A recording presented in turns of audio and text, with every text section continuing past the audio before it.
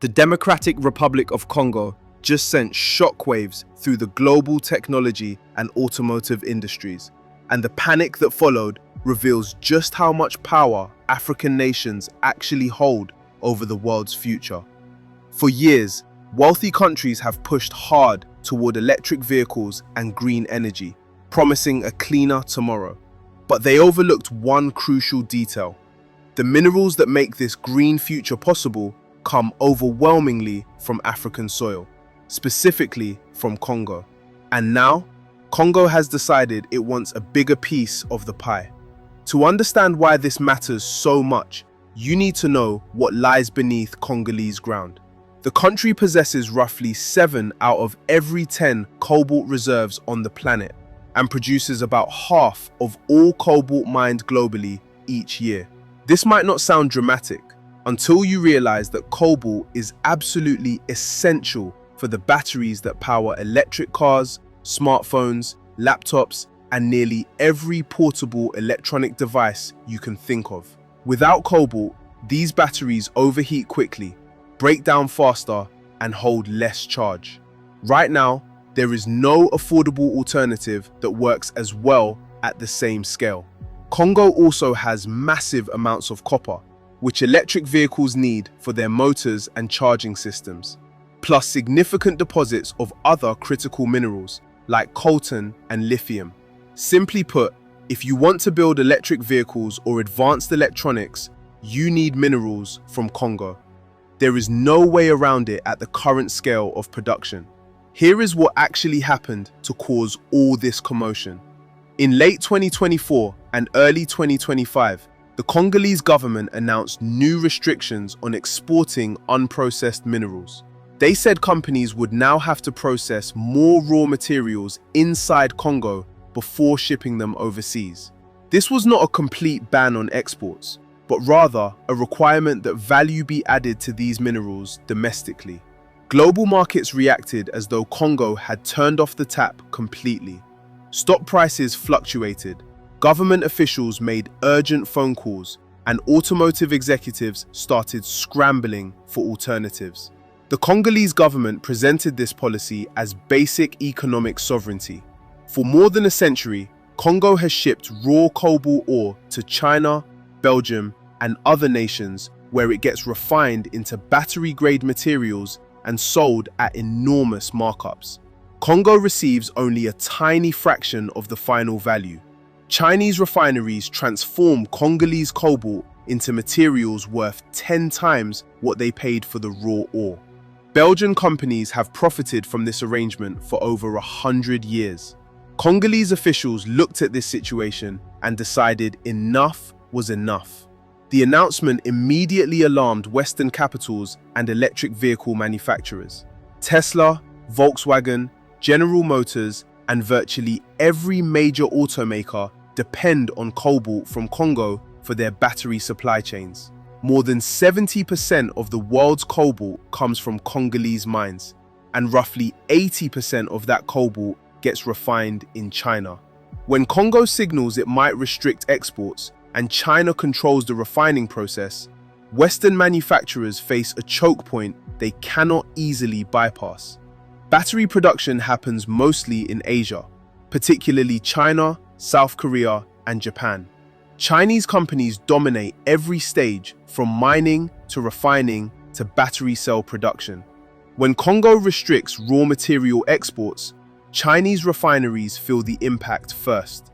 But Western electric vehicle makers feel it much harder because they depend on those same Chinese refined materials without having built their own alternative supply chains. Cobalt prices jumped immediately after the announcement. Prices that had been relatively stable suddenly spiked as traders anticipated supply problems. Electric vehicle manufacturers started desperately trying to secure long-term supply agreements. Some companies announced plans to shift toward cobalt-free battery technologies, though those alternatives are years away from mass production and come with significant performance drawbacks. This is where the situation becomes deeply political. The United States and European countries have spent recent years trying to reduce their dependence on China for critical minerals and battery supply chains. They have offered financing for mines in Australia, Canada, and other allied countries. They have provided subsidies for domestic battery production. They created frameworks like the Inflation Reduction Act in the United States to encourage sourcing materials from friendly nations. But none of this matters if Congo controls the cobalt and China controls the refining. Western countries can build all the battery factories they want, but without cobalt, those factories sit idle. China recognized Congo's importance decades ago and invested accordingly.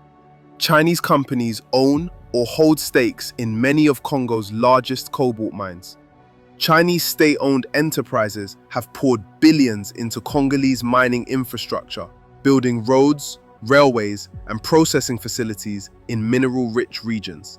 When Congo announced export restrictions, Chinese companies were already positioned to benefit because they have processing capacity inside the country. Western companies, by contrast, mostly relied on established relationships with Belgian firms that have operated in Congo since colonial times. Or they simply bought refined cobalt on global markets without worrying about its origin. That approach worked fine when Congo had no leverage. It stops working when Congo decides to assert control over its own resources. From Congo's perspective, this is not just about economics, but about sovereignty and the legacy of exploitation. Congo has been one of the most resource-rich, yet simultaneously impoverished countries on Earth for over a century. King Leopold II of Belgium turned Congo into his personal colony and extracted rubber and ivory through forced labor that killed millions of Congolese people.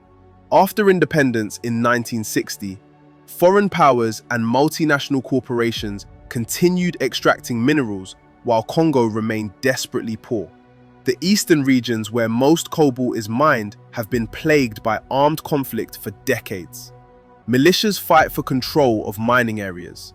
Artisanal miners, including children, work in dangerous conditions for minimal pay.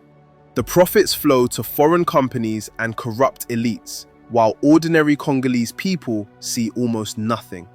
Congolese officials have watched this pattern for years and finally decided to do something about it. Requiring domestic processing means more jobs in Congo. It means Congolese workers learn refining skills instead of just digging ore. It means capturing more of the value chain domestically. And it means foreign companies have to invest in Congo rather than just extracting resources and leaving. But there is a significant complication. Congo does not currently have the infrastructure or technical capacity to process all its minerals domestically. Building refineries and processing plants requires massive investment, stable electricity supply, and skilled labor. Congo's electrical grid is unreliable. Corruption is pervasive. Eastern provinces face ongoing conflict. So while the policy goal makes sense, implementation is extremely difficult. Western governments responded with a mix of diplomacy and pressure. The United States sent officials to Kinshasa to discuss supply chain partnerships. European countries offered financing for processing facilities in exchange for guaranteed cobalt supply. But behind the diplomatic language, the message was clear. Congo needs to keep supplying cobalt to Western markets, and any disruption will have consequences. What comes next depends on whether Congo can actually build processing capacity domestically and enforce export restrictions. If successful, Congo gains significant leverage over global supply chains. Chinese companies will likely help build that capacity because it benefits them. Western companies will have to decide whether to invest in Congo under terms they do not fully control or try to develop alternative cobalt sources which cannot match Congo's scale. This situation is a test case. If Congo can assert control over its resources and force better terms without being destabilized, other African countries might follow. If Congo gets pressured into backing down, the message to other African governments is clear. Resource sovereignty is still not allowed. The ultimate question is whether Congo will finally benefit from the wealth buried under its soil, or whether this becomes another chapter in a long history of exploitation. If you believe Africa deserves to benefit from its own resources, subscribe to One Africa, share this video, and join the conversation in the comments below. Let's keep telling these stories that mainstream media often ignores.